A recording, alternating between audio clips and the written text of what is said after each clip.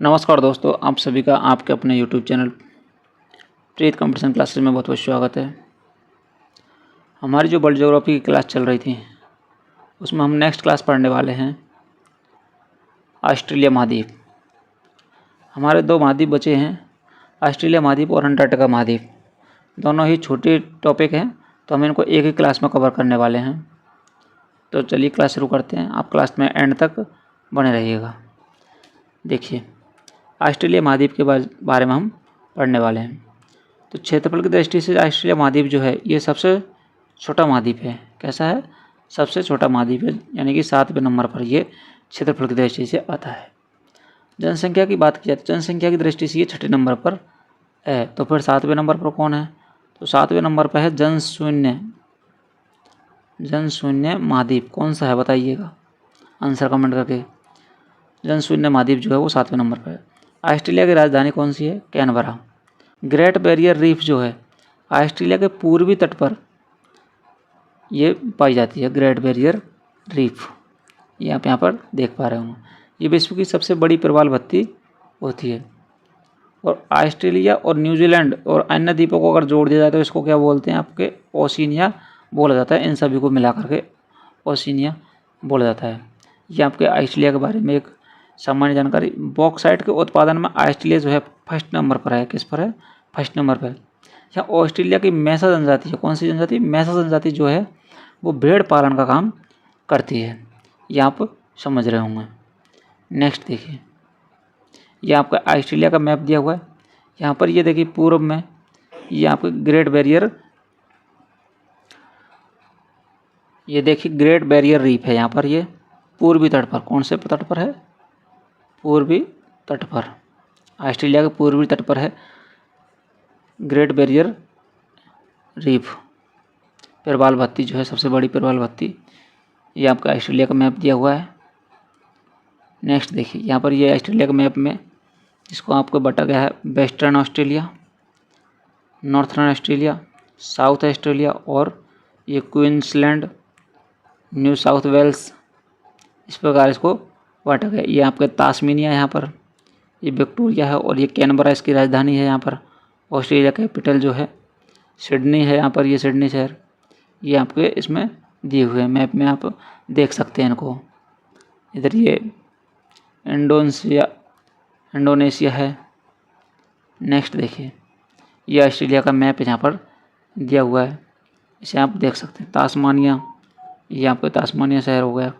ये कैनबरा इसकी राजधानी हो गई। ये सिडनी हो गया, इसके मेलबोर्न हो गया। ये आपके पार्थ, ये इनको आप जानते होंगे। नेक्स्ट देखिए, ऑस्ट्रेलिया के पर्वत। ऑस्ट्रेलिया के पर्वत जो हैं जिनमें है आपके ग्रेट डिवाइडिंग रेंज, महान विभाजक श्रेणी। ऑस्ट्रेलिया का सबसे लंबा पर्वत ये है। इसकी हाईएस्ट पीक है माउंट कोएस्कू। कौन सी है?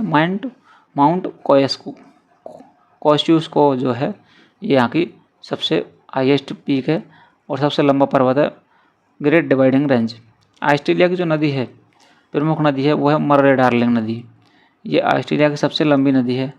ये सारी चीज़ें जो हैं आपने 6 क्लास से लेकर के सभी पढ़ रखी हैं, लेकिन ये क्या है आपको रिवाइज करना ज़रूरी होता है और वही चीज़ कंपटीशन में आती है जो आपने 6 to 10th पढ़ी है। ऑस्ट्रेलिया की झील, लेक आर्थर झील है जो है ऑस्ट्रेलिया की सबसे बड़ी झील है।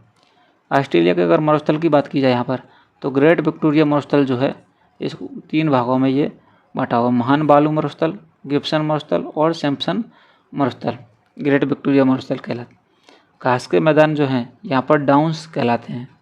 घास के मैदानों को क्या कहा जाता है? यहाँ पर डाउन्स कहा जाता है। जल संधि की अगर बात की जाए तो बॉस जल संधि है यहाँ पर। ये तस्मान सागर और दक्षिणी सागर को जोड़ती है। तस्मान सागर और दक्षिणी सागर को जोड़ती है। अब देखिए यहाँ पर ये रही बॉस जल संधि। आपको दूसरा पेन करके लेके बताते हैं। यहाँ पर यह है आपके बॉस जल संधि। तस्मान सागर और कौन सा सागर को जोड़ रही है? यहाँ पर देखिए दोबारा, तस्मान सागर और दक्षिणी सागर को जोड़ती है यहाँ पर। ये आपको ध्यान रखना है। नेक्स्ट देखिए, ये आपके हो गए आपका ग्रेट डिवाइडिंग रेंज। ये एक पर्वत श्रृंखला है, सबसे लंबी पर्वत श्रेणी यहाँ पर ऑस्ट्रेलिया की सबसे लंबी पर्वत श्रेणी है ग्रेट डिवाइडिंग रेंज।